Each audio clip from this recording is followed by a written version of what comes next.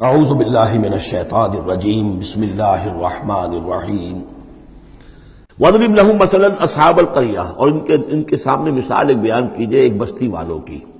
اِذْ جَاءَ الْمُرْسَلُونَ، جبکہ ان کے پاس رسول آئے. اِذْ أَرْسَلْنَا إِلَيْهِمُ اثْنَيْنِ، جبکہ ہم نے پہلے بھیجے ان کی طرف دو رسول. اب اس کے بارے میں بہت سی آراء ہیں. ایک عام خیال یہ ہے کہ اصل میں یہاں رسول سے مراد اللہ کے نبی نہیں، اللہ کے رسول نہیں، بلکہ کسی اللہ کے رسول ہیں. یعنی یہ کہ اللہ تعالیٰ نے کسی رسول کو بھیجا، اس رسول نے پھر اپنے شاگردوں کو، اپنے حواریین کو، زیادہ خیال حضرت مسیح کے حواریین کے بارے میں ہے کہ انہوں نے جب جا کر ان میں سے دو حضرات نے انطاکیہ میں تبلیغ کی تھی. انطاکیہ جو شہر ہے، جو کہ یہ سمجھیے کہ شام اور ترکی کے تقریباً سرحد پر ہے، تو انطاکیہ میں جو معاملہ ہوا، یہ ماجرا ہوا، یہ خیال ہے. لیکن یہ بھی ہو سکتا ہے کہ اللہ ہی کے براہ راست نبی ہوں، اس لیے کہ رسول کے رسول یہ لفظ جو ہے بعض احادیث میں آئے ہیں. حضور نے جب مدینہ تشریف لائے تھے آپ صلح حدیبیہ کے بعد، تو وہاں چونکہ آپ نے بیعت لی تھی مسلمانوں سے، بیعت جو صحابہ کرام نے کی تھی بیعت رضوان، تو مدینے آ کر پھر آپ نے خواتین سے بھی بیعت لی. اس کے لیے حضرت عمر کو بھیجا کہ جاؤ تم میری طرف سے، میری جانب سے تم بیعت لے لو. تو وہ جب گئے ہیں خواتین کے مجمع میں، تو انہوں نے جو الفاظ کہے وہ یہ کہ انا رسول اللہ، میں اللہ کے رسول کا رسول ہوں.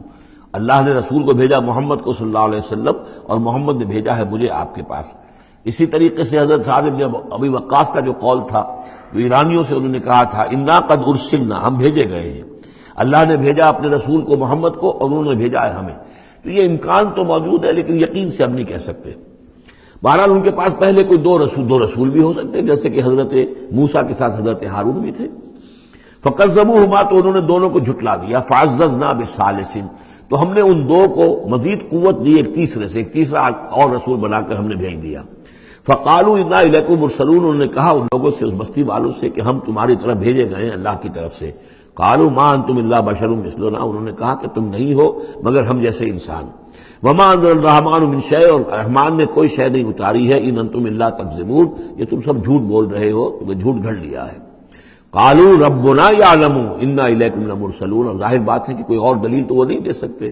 انہوں نے اپنے اس یقین کا، اذعان کا پھر دوبارہ اظہار کیا. ان کا نہیں، ہمارا رب جانتا ہے کہ ہم تمہاری طرف اس کی جانب سے بھیجے ہوئے ہیں. وما علینا الا البلاغ المبین، ساتھ یہ بھی جان لو کہ ہماری کوئی اور ذمہ داری نہیں ہے سوائے اس کے کہ اللہ کا پیغام تم تک صاف صاف پہنچا دیں. قالوا انا تطیرنا بکم، ان کا کہ ہمیں تو آپ کی نحوست سے کچھ اندیشہ ہے کہ آپ لوگ جو ہے آپ کی وجہ سے ہم پر کوئی نحوست نہ آ جائے، کوئی اللہ کی پکڑ نہ آ جائے. انا تطیرنا بکم لئن لم تنتہوا، اگر تم لوگ باز نہ آئے جو بھی تم دعوت دے رہے ہو، لنرجمنکم، تو ہم تمہیں سنسار کر دیں گے. ولیمسنکم منا عذاب علیم، اور یا یہ کہ کوئی اور عذاب علیم تمہیں پہنچے گا ہماری جانب سے. قالوا طائرکم معکم، ان کا تمہاری نحوست تو تمہارے اپنے ساتھ ہے. این ذکرتم، تم یہ بات کہہ رہے ہو کہ تمہیں ہم نصیحت کر رہے ہیں، تمہیں نصیحت کی گئی ہے، یاد دہانی کرائی جا رہی ہے، تمہاری اپنے قلوب کے اندر یہ حقائق موجود ہیں، ذرا کبھی دیکھو. وفی انفسکم افلا تبصرون، ہم تو صرف یاد دہانی کرانے کے لیے آئے ہیں. ان ذکرتم بل انتم قوم مسرفون، لیکن یہ کہ تم لوگ جو ہو بہت ہی حد سے بڑھ جانے والے ہو. وجاء من اقصى المدینة رجل یسعى، اب اس بستی کے لوگوں میں سے ایک شخص آیا دوڑتا ہوا، اور بستی کے پرلے سرے سے.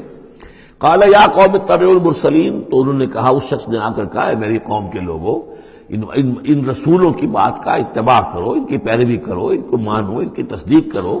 اتبعوا من لا یسألکم اجرا، دیکھو انہوں نے تم سے کوئی اجرت نہیں مانگی، تم سے کوئی اور کسی شے کا تقاضا نہیں کیا. پیروی کرو ان کی جو تم سے کسی اجر یا اجرت کے طالب نہیں. وہم مہتدون، اور دیکھو ان کی سیرتیں، دیکھو ان کے کردار، دیکھو یہ لوگ جو ہے ہدایت یافتہ ہیں، ان کی شخصیتیں، ان کی سیرتیں. وَمَا لِيَ لَا أَعْبُدُ الَّذِي فَطَرَنِي، اور اس شخص نے، یہ بستی والوں میں سے وہ شخص ہے، اس نے کہا مجھے کیا سبب ہو سکتا ہے کہ میں نہ بندگی کروں اس ہستی کی جس نے مجھے پیدا کیا ہے. یہی تو دعوت لے کر آئے ہیں کہ خدا واحد کی بندگی کروں، تو کیا رکاوٹ ہے؟ ما لیا، کیا سبب ہو سکتا ہے لاحق مجھے کہ میں نہ پوجوں اور نہ پرستش کروں اس کی کہ جس نے مجھے پیدا کیا. وَإِلَيْهِ تُرْجَعُونَ، اور اسی کی طرف تمہیں لوٹا دیا جائے گا. أَتَّخِذُ مِن دُونِهِ آلِهَةً، کیا میں اس کے سوا کچھ معبودوں کو مانوں، کچھ گاڈز اینڈ گاڈیسز کا اقرار کروں. ان یریدن الرحمن بدر، لا تغنی عنی شفاعتہم شیئا، اگر رحمان میرے بارے میں کوئی فیصلہ کر لے مجھے کوئی ضرر پہنچانے کا، نقصان پہنچانے کا، تو ان کی سفارش مجھے کچھ نہیں بچا سکتی اللہ کی اس پکڑ سے، اور اللہ کی طرف سے اللہ کی جو بھی فیصلہ ہو جائے گا اس سے، ولا ينقذون، نہ وہ مجھے چھڑا سکیں گے۔ انی اذا لفی ضلال مبین، تو ایسی عاجز ہستیوں کو میں خدائی میں شریک کر دوں اور ان کو بھی میں مان لوں تو میں تو اس وقت بہت ہی بھٹکے ہوئے لوگوں میں سے ہو جاؤں گا۔ تو یہ بات جب انہوں نے کہی انی آمنت بربکم فاسمعون، دیکھو سن لو میں تو ایمان لایا تمہارے رب پر، یعنی جن کی طرف بلانے کے لیے یہ تینوں رسول اللہ نے بھیجے ہیں، یہ اللہ کے رسول کی طرف سے جو تین پیغامبر ایلچی آئے ہیں توحید کی دعوت دینے کے لیے، تم مانو نہ مانو سن لو میں ایمان لایا، انی آمنت بربکم فاسمعون۔ اس سے معلوم ہوتا ہے کہ اتنا غصہ چڑھا، رسول تو باہر سے آئے تھے، ان پر تو اتنی زیادہ ان کو کوئی بہت زیادہ جو ہے غصہ نہیں آیا تھا، اپنے میں سے جب ایک آدمی جب اس نے تصدیق کی ہے تو ان کا غصہ جو ہے وہ ایسا ہوا کہ وہ اس کو ضبط نہیں کر سکے، قیل ادخل الجنہ، یعنی انہوں نے فوراً اسے قتل کر دیا۔ اور جب قتل ہو جاتا ہے کوئی اللہ کی راہ میں تو چونکہ جو مقتول ہے اللہ کی راہ میں جس کو ہم شہید کہتے ہیں، اس کے لیے انتظار نہیں ہے یوم حشر کا، بلکہ وہ سیدھا جنت میں اسی وقت جاتا ہے۔ قیل ادخل الجنہ، کہہ دیا گیا داخل ہو جاؤ جنت میں۔ قال یا لیت قومی یعلمون بما غفر لی ربی وجعلنی من المکرمین، اس نے کہا کاش کہ میری قوم کو معلوم ہوتا کہ میرے رب نے کیسی میری مغفرت فرمائی ہے اور مجھے کیا میرا اعزاز و اکرام ہوا ہے جنت کے اندر، وجعلنی من المکرمین، مجھے تو باعزت لوگوں میں شامل کر دیا اللہ نے۔ تو چنانچہ اس کا تو نقشہ آپ خود جو ہے اس کو ویژولائز کیجئے کہ جو بھی وہ شخص تھا اس کی کوئی بیوی ہوگی وہ رو رہی ہوگی، اس کے بچے ہوں گے وہ رو رہے ہوں گے، اس کے ماں باپ اگر تھے تو وہ جو ہے ان کو غشی طاری ہو رہی ہوگی کہ ہمارا بیٹا جو ہے اس طرح ہلاک کر دیا گیا۔ لیکن اب جو یہ غیب کا پردہ ہمارے اور وہ جو عالم غیب ہے اس میں جو حائل ہے، تو یہاں جو رو رہے ہیں ادھر وہ جو اللہ کا بندہ وہ کہہ رہا ہے کاش میری قوم کو معلوم ہو جائے کہ انہیں تو پھر افسوس نہ کریں یہ کہ مجھے تو اللہ نے کیا اعزاز و اکرام جو عطا کیا ہے اور کیا میری مغفرت کی ہے۔